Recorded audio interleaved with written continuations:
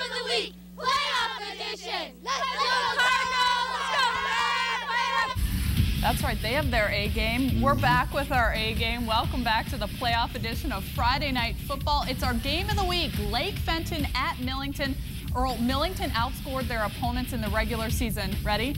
414 to 57. Yes, right. I was there today. Millington, their threat to take the whole thing in Division 5. Undefeated and steamrolling into the postseason. They host Lake Fenton, a team that guaranteed their place last week after blowing away Bridgeport.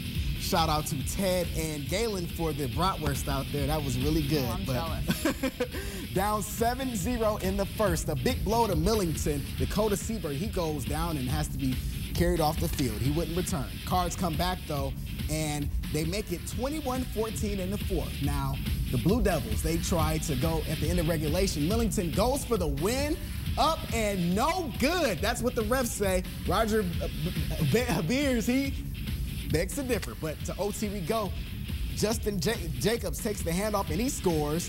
Then on the Blue Devils possession, fourth down, the Cardinals defense stuffs them. Millington gets the big win and they avoid the big scare out of the Blue Devils. They're still in it. Cardinals win 28-21 in overtime. Now, we played a good football team tonight and they had some really good skill kids. And at halftime it seemed as though we had a little bit of adversity that we had to overcome with our quarterback going down, and we had a couple other players getting dinged up. But I tell you, credit to our coaching staff at halftime making adjustments, and our kids fighting through adversity, and in the end, able to get that big W for Millington Cardinals. You know, we tried really hard. We came out with adversity in the second half, and you know, we plugged through and we worked together as a team, and you know, we got done at the end. So that's what matters. Well, after going 1-8 last year, Flint Powers in the playoffs under first-year coach Bob Buckle. Though he's a vet, they host Frankenmuth, a team that makes their first postseason appearance since '07. Students from Frankenmuth doing their best to rally their team. They're pretty excited when I was there, not to be outdone by those from Powers. See that sign, Earl? It's pretty funny. 14-7 Powers in the first. Handoff is to Ignacio Guerra, who rolls to his right. He's going to make people miss, and I'm going to do it again. And he goes all the way, 80 yards for the touchdown. The Eagles now are a bit stunned, down 21-7, have a hard time running on the Chargers. Who's there? Big number 50, Danny O'Brien. Muth committed to the run, though. Blaine McCullough working hard for those yards. But in the end, Flint Powers puts an end to Frankenmuth's season while extending their own. Chargers win it 35-13. All right, now we're going to go out to the TVC West. St. Charles with a tough task on their hands. They have to beat Montrose, the undefeated GAC Red champs, and last year's Division 6 district champion.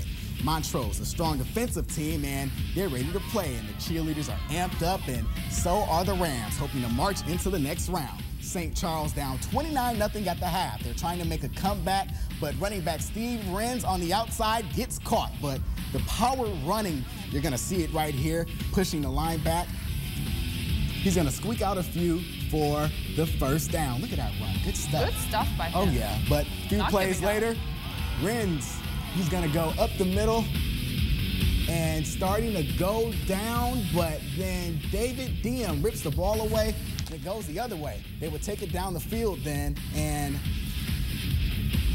that's a pass right there. It goes incomplete, and that's going to lead to a short field goal from Tyler Blackburn. They go on a roll in this one. It's the Rams advancing 39-0. Well, another great thumb matchup here where East meets West. 7-2 Marlette, who's making their first playoff appearance since '08, heads to Vassar, who finished this year 8-1. Out to the game where the students were pushing their Vulcans to victory tonight. Everyone excited. It was cold out. They wouldn't like this tough in the first quarter. Marlette's Colby Lang with a pass. Donnie Thomas for the 60-yard touchdown to open up the scoring. The two-point conversion, no good. Earl tells me Vassar brought the hits with them. You'll see one here. Saw that. Giles Austin lays out Thomas on the screen. Big reason to get fired up, but it's going to be Lang again. The option keeper gets the Red Raiders deeper into Vulcan territory. This would lead to a touchdown, and Marlette would pull off the upset over 8-1 Vassar, winning 34-20. All right, now it's time for the biggest, the baddest, and the bangingest part of our show. That's not a word, Earl, but I'll let it go. It's time for our playoff edition of Lights Out.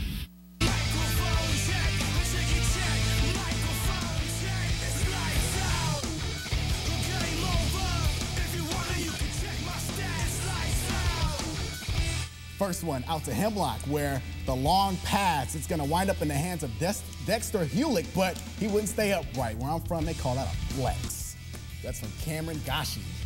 To Vassar now, Justin Carello catches the screen, but oh my gosh, he's rocked. Josh Poplinski pops him. That's a pop right there. Well, still in Vassar, we saw this one earlier. Austin Giles stops Donnie Thomas dead in his tracks. And like you said, a good reason to be fired up. Yeah, over to the game of the week. Dustin Jacobs breaks a big run around the outside, but boom, Matt Homer gets all of Jacobs, and he's down. Our photographer did say he would get up, and he was okay as Millington rolled in their game. But wow, that was a big hit. You told me it was a big hit, but I didn't believe you.